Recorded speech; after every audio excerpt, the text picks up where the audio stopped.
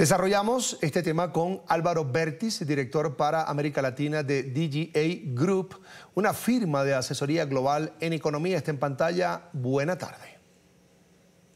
Un gusto estar platicando contigo y con tu auditorio. Señor Bertis, ¿cómo afectan estas nuevas tasas arancelarias a América Latina?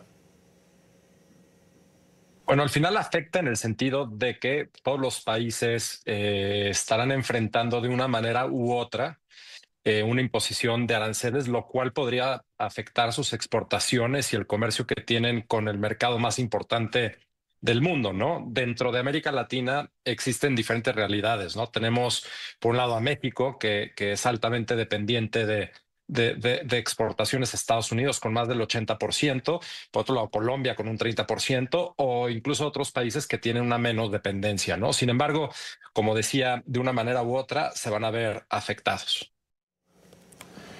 Hemos visto que el presidente Trump se ha caracterizado por manejar una negociación distinta en cada caso y con efectos distintos, porque no es lo mismo, sin duda, hablar de la presidenta de México, Claudia Sheinbaum, que se caracteriza por el manejo frío y muy sobrio en esta situación, y el manejo de Lula da Silva o Gustavo Petro de Colombia, que han actuado de manera muy distinta, al menos en términos verbales.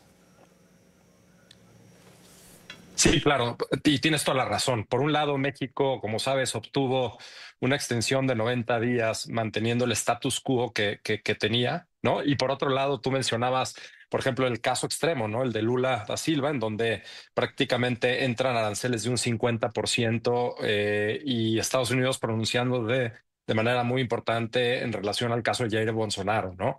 En ese sentido, me parece que se afecta de maneras distintas, pero también muestra un poco también de la carta de negociación de Estados Unidos que puede ser aprovechado y de alguna manera abre ventanas de oportunidad. Por ejemplo, tú decías Brasil, si bien tiene este arancel del 50%, empezamos a ver ya exenciones al arancel, por ejemplo, para temas desde jugo de naranja hasta temas, por ejemplo, de las aeronaves, ¿no? De Embraer, etcétera, silicio, celulosa, etcétera. Entonces, Estados Unidos, por otro lado, también reconoce que depende de esos mercados para atender parte de su economía relevante, ¿no? En el caso de México, si bien existe una exención importante en relación a los bienes que están sujetos al Tratado de Libre Comercio que tenemos con América del Norte, el USMCA o TEMEC, como lo quieras llamar, pues seguimos teniendo un arancel relacionado con esta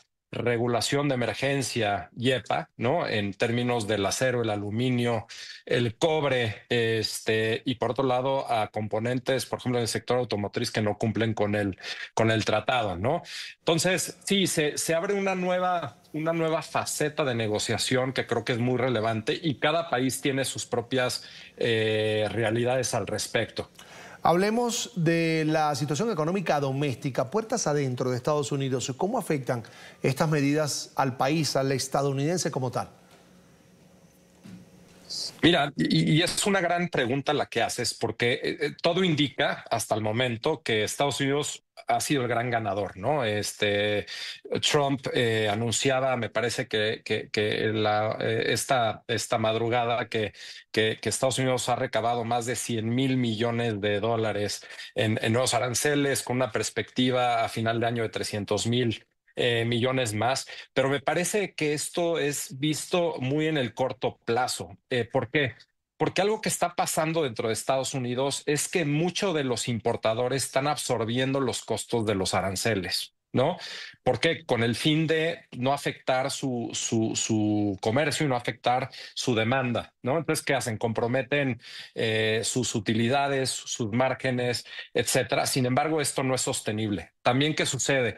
Dicen, es que los mercados han sido de alguna manera receptivos a esto y no han sido impactados. Pues en gran medida también tenemos que leer entre líneas el hecho de que los mercados están también sufriendo y beneficiándose, por otro lado, del boom de la inteligencia artificial, entre otras cosas. Entonces, sí, al corto plazo parece que esto ha sido una estrategia ganadora por el lado del presidente Trump. Sin embargo, creo que a mediano y a largo plazo es donde estaremos viendo los efectos que tienen de diferente manera. Uno, aumento de precio e inflación. Por otro lado, también relacionado a qué cadenas de suministro afectaron y de alguna manera interrumpieron ese comercio. Entonces, todavía es muy temprano para decir según lo que considero. Creo que es consono en esta conversación hablar de lo que ocurre con la mano de obra migrante en Estados Unidos. Por mencionar un ejemplo, hace poco se firmó una orden ejecutiva que le exige a los transportadores de carga hablar inglés para ejercer ese trabajo. ¿Esta situación es directamente proporcional? ¿Es una consecuencia del tema arancelario? Totalmente. O sea, creo que ese es otro punto muy interesante que ya también empezamos a ver excepciones, ¿no? Cuando Trump decía, oye, la parte migratoria vamos a dejarla un poco más tranquila para el sector turismo, ¿no? Hoteles, restaurantes, servicios, para toda la parte del campo, etcétera, ¿no? Entonces, creo que también es imposible pensar, yo creo, en el crecimiento de Estados Unidos sin que participe de una manera u otra la mano migrante. Y por otro lado, también tenemos que entender que el comercio de Estados Unidos y su posicionamiento mundial depende también de la integración que tiene con otros países. Yo sigo manteniendo una tesis en el sentido de que Estados Unidos no puede posicionarse y seguir enfrentándose a China como lo quiere hacer sin contar como el mercado mexicano y en mucho sentido con el canadiense junto a ellos, ¿no? Entonces, por eso creo que es muy importante distinguir las narrativas de las realidades, porque por un punto puede parecer muy atractivo, ¿no? Para el sector de votantes de Donald Trump el escuchar todo esto, pero por otro lado también hay que entender que la realidad no necesariamente puede atender esto de esa manera. Vamos a Europa. La negociación con la Unión Europea desde lo diplomático estuvo cargada, por supuesto, de mucha tensión. El presidente Trump hacia adelante, hacia el frente, y Ursula von der Leyen un poco más cauta, si se puede decir de alguna manera. ¿Cómo ve esa negociación? ¿Quién ganó y quién perdió? Bueno, me parece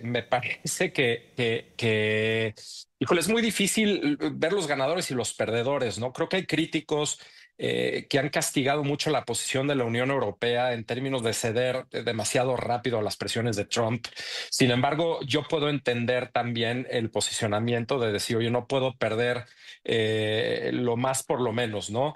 El otro tema son las concesiones y las oportunidades de comercio para efectos de que la Unión Europea invierta en Estados Unidos, ¿no? En materias de energía, en materias que son muy relevantes. Me parece que la negociación es sumamente compleja y creo que el riesgo es demasiado grande que tomar. Ahora, fíjate lo que sucedió con la Unión Europea en comparación con lo que pasó con Suiza, ¿no?